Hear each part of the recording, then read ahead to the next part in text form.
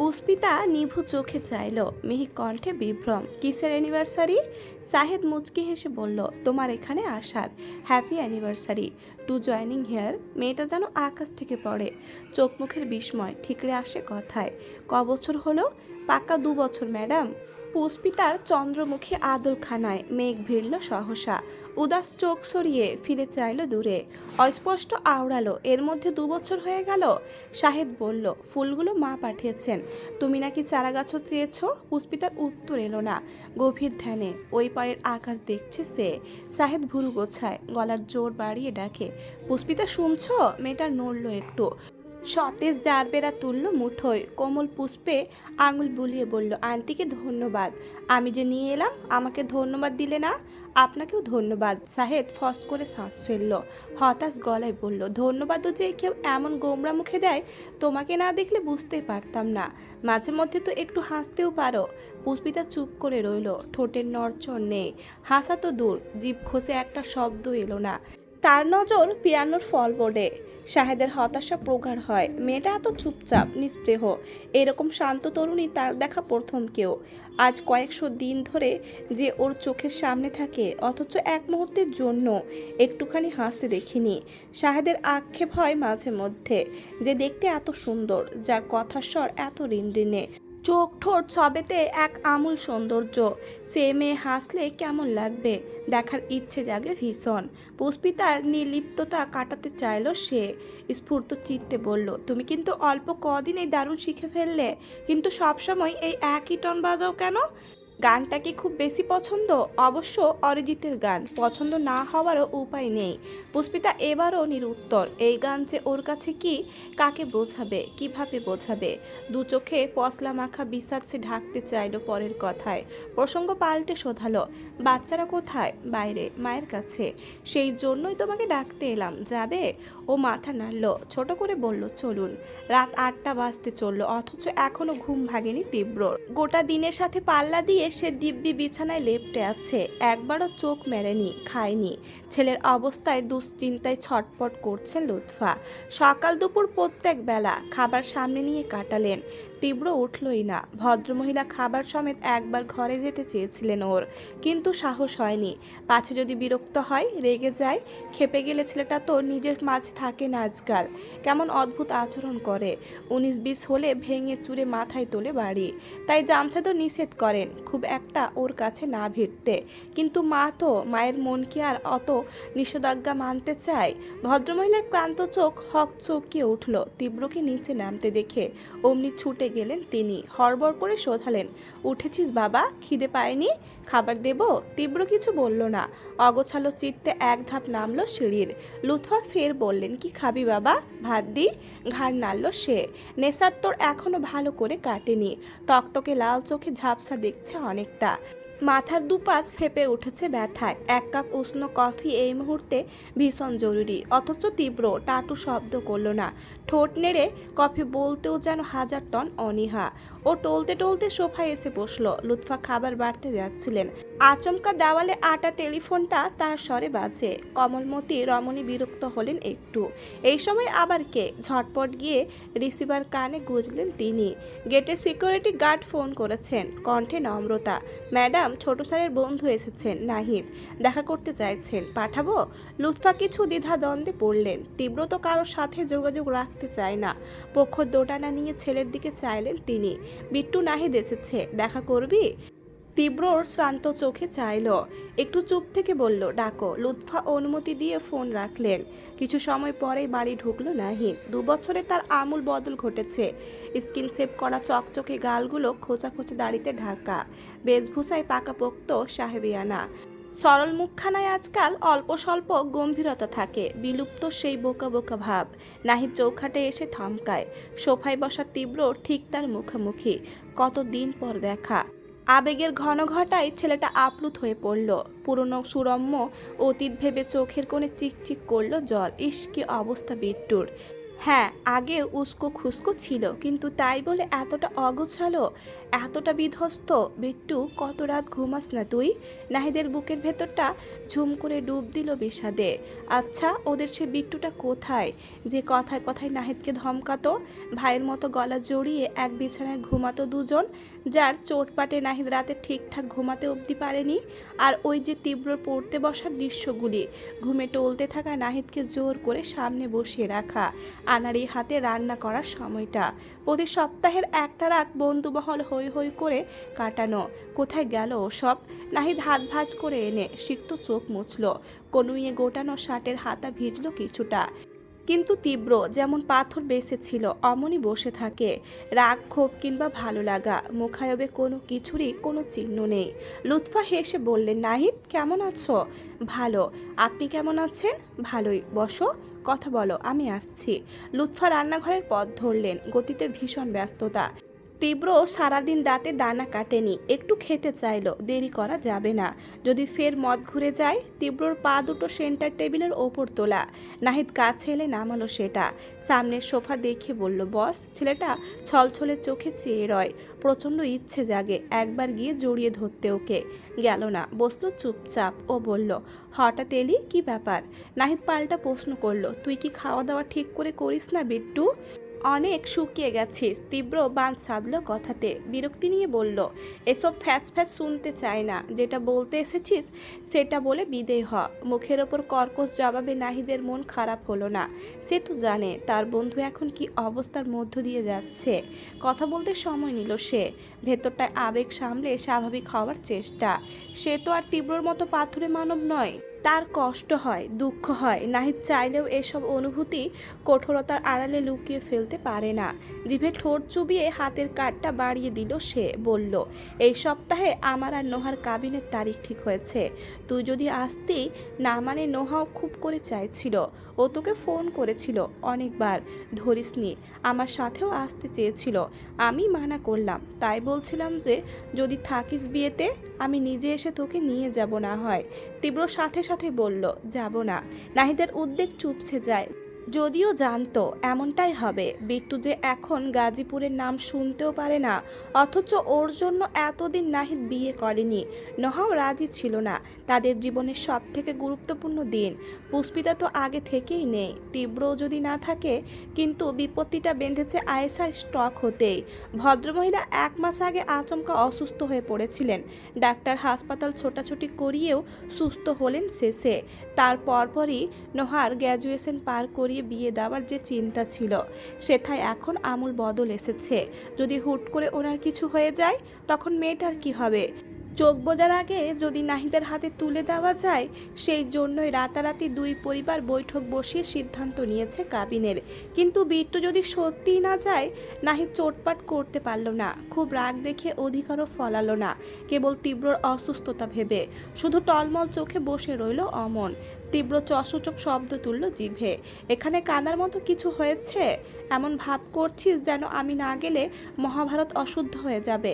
সেটাই তো। তুই কে যে তুই না যাওয়ায় আমি কানবো? তুই আমার পর, আমিও তোর পর, এমনই তো ভাবিস তুই, কিন্তু আমি তো তেমনটা ভাবতে পারি না।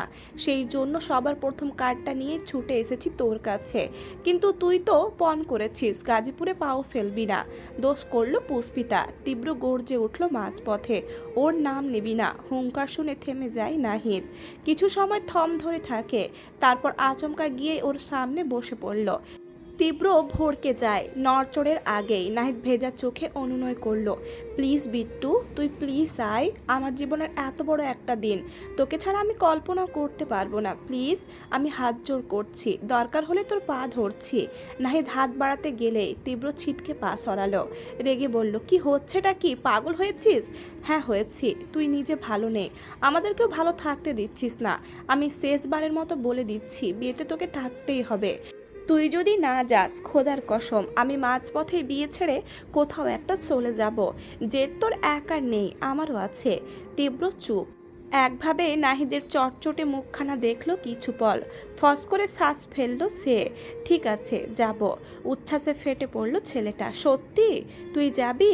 এক কথা বারবার বলতে ভালো লাগে না, না লাগুক, তীব্র যাচ্ছে তো। নাহিদ প্রশান্ত শ্বাস টানল, মুখাইবে ঝলমলে তারা। একটা কাজ অন্তত হয়েছে, এখন বাকিটা। তখনই লুৎফা এলেন।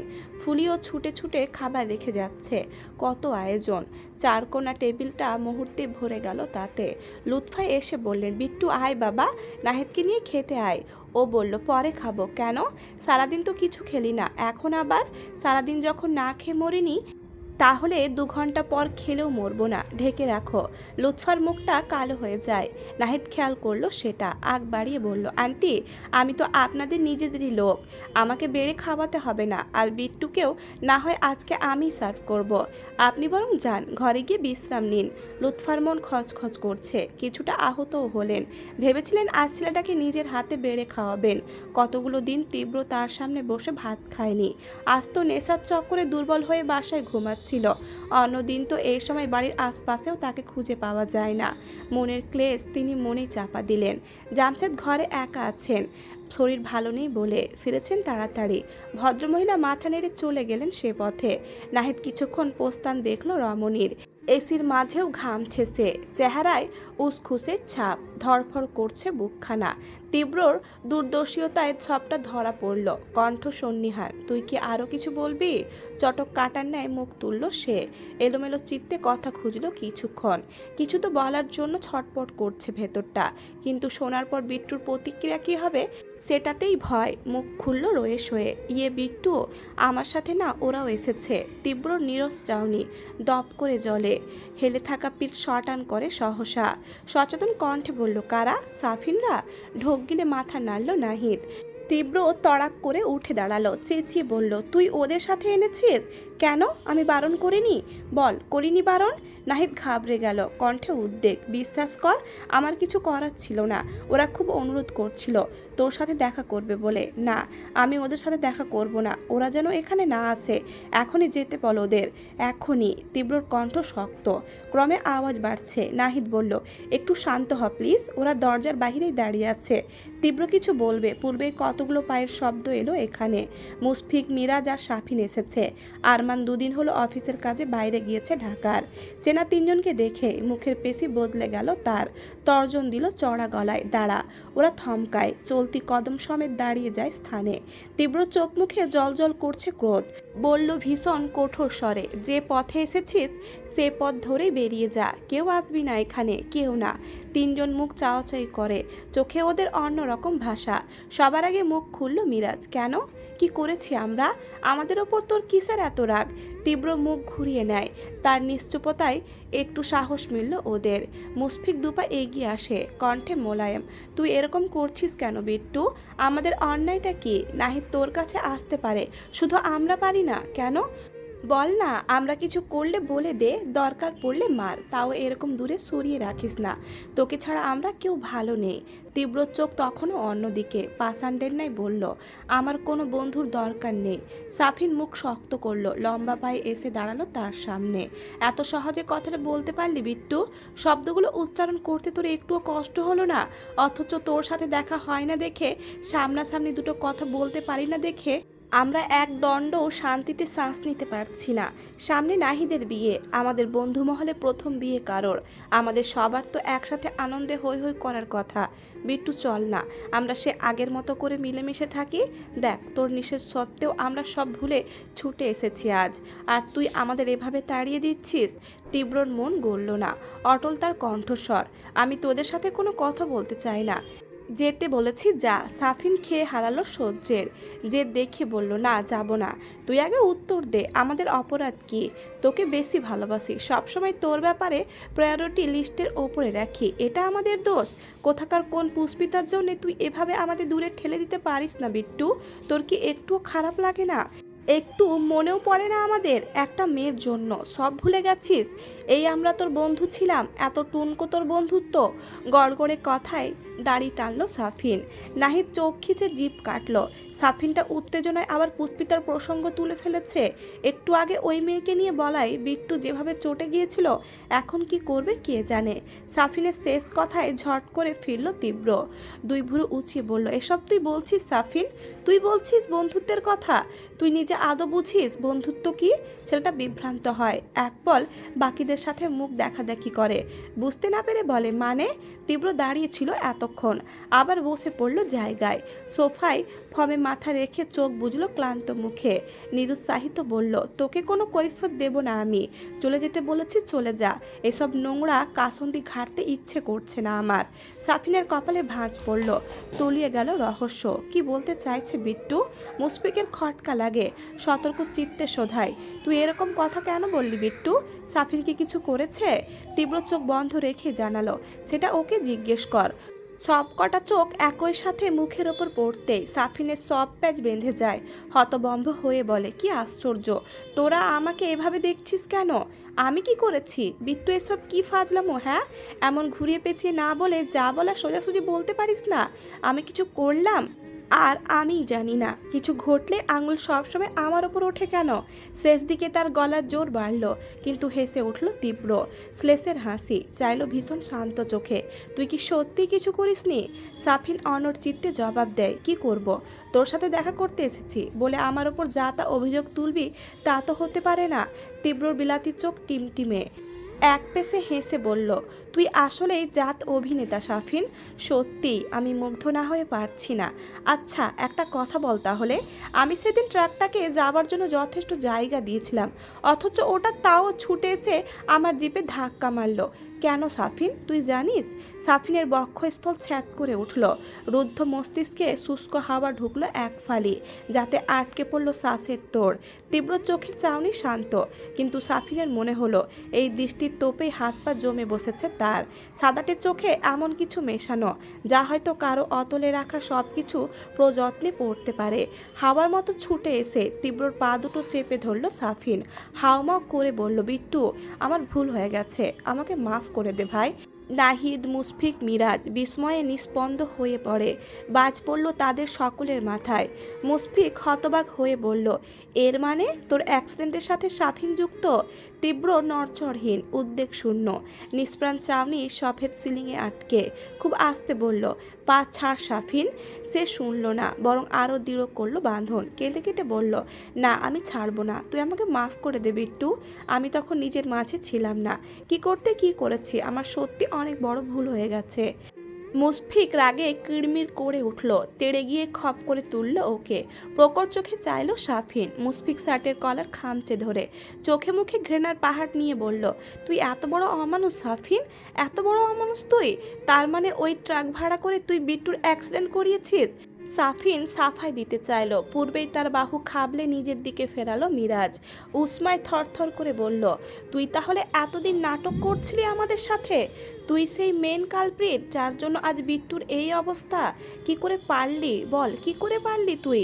মিরাজ ক্ষুদ্র হাতে কলার ধরে ঝাঁকায়, নাহিদ বিমূঢ় চিত্তে আওড়ায়, এত বড় বিশ্বাসঘাতকতা তুই করতে পারলি সাফিন?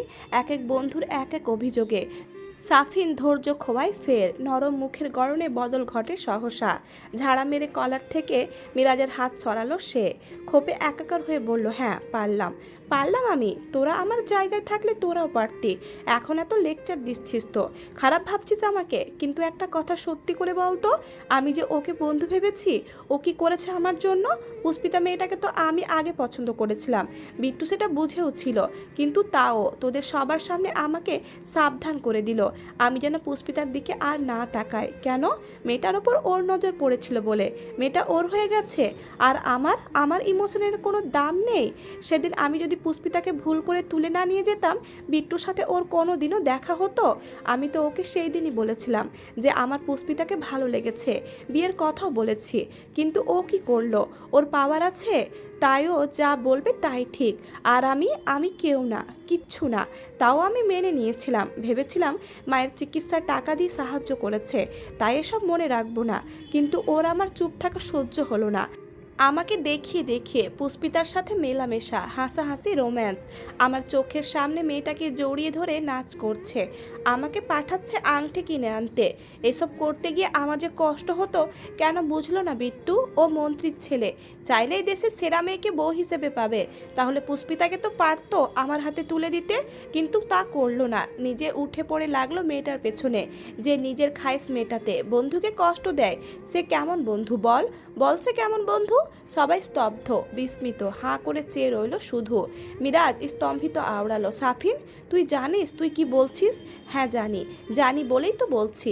আমি আর এসব নিতে পারছিলাম না। রোজ রোজ মেয়েটাকে সাথে নিয়ে ঘুরতে যাওয়া, ছবি তুলে পোস্ট করা ইনস্টায়, ওদের ওসব রঙ্গতামাশা দেখে আমার গায়ের জাস্ট আগুন ধরে যেত। পুষ্পিতাকে আমি বিট্টুর সাথে সহ্য করতে পারতাম না। তারপর ভাবলাম যে আমার কথা ভাবেনি, আমিও তার কথা ভাববো না। পুষ্পিতাকে ওরও এত পছন্দ, এত ভালোবাসা, ঠিক আছে, দুজন ওপরে গিয়ে প্রেম করুক। সেই জন্য ওই দিন ট্রাক ভাড়া করে। বাকিটুকু আর বলা হলো না। একটা দড় ঘুষির তোড়ে সাফিন ছিটকে পড়ল দূরে। প্রত্যেককে হক চকায় বিকট চোখে ফিরে চায় সাফিন। নাহিদ ফসফস করে বলল, জানোয়ার, আজ তোকে আমি মেরেই ফেলবো। ও এগোতে নিলে তীব্র সাফিনকে আড়াল করে দাঁড়ালো। নাহিদ ফাঁক খুঁজলো ওকে ধরতে, চোখে মুখে আগুন নিয়ে বলল, তোর মতো মানুষ আমার বন্ধু? ছি বিট্টু, সরে যা। ও তোকে খুন করতে চেয়েছিল না, আজকে আমি ওকে খুন করব। তীব্র বলল, Nahid behave your self. Mushfiq বলল, তুই একদম এর মাঝে আসিস না বিট্টু। সাফিন বেইমানি করেছে, ওকে আমাদের কাছে ছেড়ে দে। নাহিদ শান্ত হতে পারছে না। সরল ছেলেটার আকস্মিক ভয়ানক রূপে সাফিন নিজেই ভড়কে গেল। যে নাহিদ কোনোদিন একটা পিঁপড়েও মারেনি, সে আজ ওর গায়ে হাত তুলল। সাফিনের চিবুকের ধার টেবিলের কোনায় বিঁধেছিল, একটু কেটে রক্ত বেরিয়ে এসেছে। সেই রক্ত হাতে ছুঁয়ে ছেলেটা তাজ্জব চেয়ে থাকে। তীব্র বন্ধুদের কথায় কান দিল না, নিশ্চুপ গিয়ে ওকে মেঝে থেকে তুলল। ঠোঁট কেটে বেরিয়ে আসা রক্ততে টিস্যু চাপাতে আশ্চর্য বনে গেল সাফিন। তীব্র রক্ত মুছে দেয়, কাঠ হেসে বলে, আমি অনেক আগেই বুঝেছিলাম এই কাজটা তোর। কবে বুঝেছিলাম জানিস? সেদিন গাজীপুর থেকে ফেরার পথে তুই যখন জিজ্ঞেস করলি অ্যাক্সিডেন্টের কেসে আমার কাউকে সন্দেহ হয় কি না, আমি ড্রাইভারের মুখ দেখেছি কি না, ট্রাকের নেমপ্লেট দেখেছি কি না। সেদিন সেদিন তোর চোখ মুখের চিন্তা, আমার উত্তর শুনে তোর স্বস্তি পাওয়া, পুরোটা আমি স্পষ্ট দেখেছিলাম। সাফিন বিহ্বল নেত্রে ঢোক গিলল। ও ফের বলল, মুখে কিছু বলিনি, কিন্তু বিশ্বাস ভাঙার তাণ্ডবে আমার বুকটা আর একবার চুরমার হয়ে গেছিল সাফিন। সেদিন থেকেই ভাবলাম জীবনে আর কোনো বন্ধু রাখবো না। নাহিদ বড্ড সোজা ছেলে, তাই ওকে ফেরাতে পারিনি, কিন্তু তোর থেকে দূরে থাকার অজুহাতে আমি মিরাজদের সাথেও মিশতে চাইনি। আবার আমাকে মারতে চাওয়ার জন্য তোকে কিছু বলতেও চাইনি। তুই ভয় পাস না, তোকে আমি আজকেও কিছু বলবো না। মিরাজরা বিহ্বল হয়ে একে অন্যকে দেখল। নাহিদ হতবুদ্ধি বনে বলল, কি বলছিস কি বিট্টু? সব কিছুর মূলে ও জেনেও তুই ওকে ছেড়ে দিবি? হ্যাঁ দেব, কারণ একদিক থেকে এসব হয়ে ভালোই হয়েছে। ও এমন না করলে তো আমি আর এক প্রতারককে চিনতামই না, জানতেই পারতাম না একটা পবিত্র মুখের আড়ালে মেয়েরা কত ছলনা পুষে রাখে। সাফিনের জবজবে মুখ ফ্যাকাসে হয়ে গেল, ভয়ে নয় ব্যথায় যন্ত্রণায়। বিট্টু সব জেনে শুনেও এতদিন ওকে কিছু বলেনি, আজকেও রাগের বশে কত কি উগড়ে দিয়েছে। বিট্টু তাও এত শান্ত, অথচ ও কতটা প্রতিশোধ পরায়ণ ছিল সাফিনের থেকে ভালো কে জানে।